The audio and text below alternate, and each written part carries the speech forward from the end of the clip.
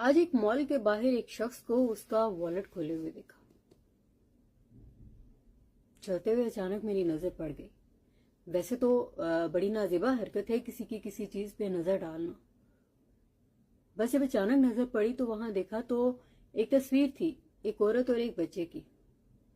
اور وہ شخص بے خبر کہ آس پاس کیا ہو رہا ہے، کون آ رہا ہے، کون جا رہا ہے، اپنے والیٹ میں مسلسل دیکھتے جا رہا تھا.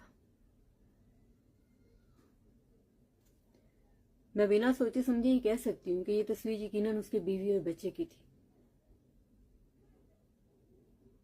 اور اس کے دیکھنے میں اتنی گہرائی تھی کہ جیسے ابھی وہ لوگ تصویر سے باہر نکل آئے. یہاں کے دیکھنے میں جو پیار ہے، جو یاد ہے، وہ کچھ اور ہے. اب چلتے ہیں دوسری طرف، اس بیوی اور بچے کی طرف. بچے کے پاس فرمائشوں کا ایک انبار ہے. اس بار میرے باپ کا فون آئے گا تو فلاں چیز کی فرمائش کروں گا، اس بار فلاں چیز مانگوں گا، اس بار یہ کہوں گا، وہ کہوں گا، بس بہت ساری چیزیں ہیں. اور بیوی، اس کے پاس بے تحاشا گلے شکوے ہوں گے.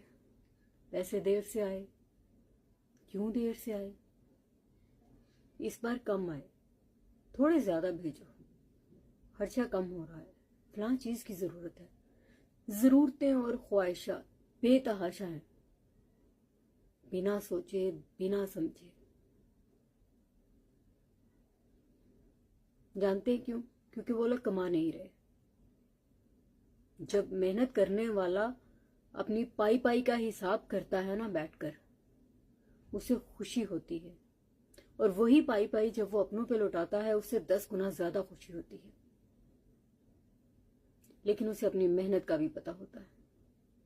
لیکن جس نے لوٹانا ہے نا وہ پیسہ، جس کے پاس بنا محنت کے آ رہا ہے، وہ اس محنت کو، اس درد کو کبھی سمجھ ہی نہیں سکتا.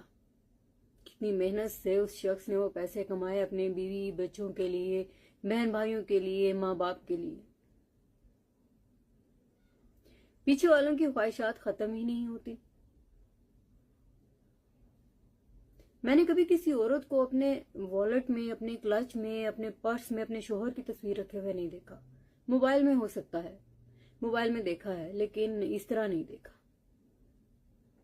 اندازہ کرتے ہیں اس بات سے کہ پیار کی شدت اور ضروریات کا احساس کس میں زیادہ ہے، ذمہ داری کا احساس کس میں زیادہ ہے. ضروریات دوسری طرف اور ذمہ داری اس طرف.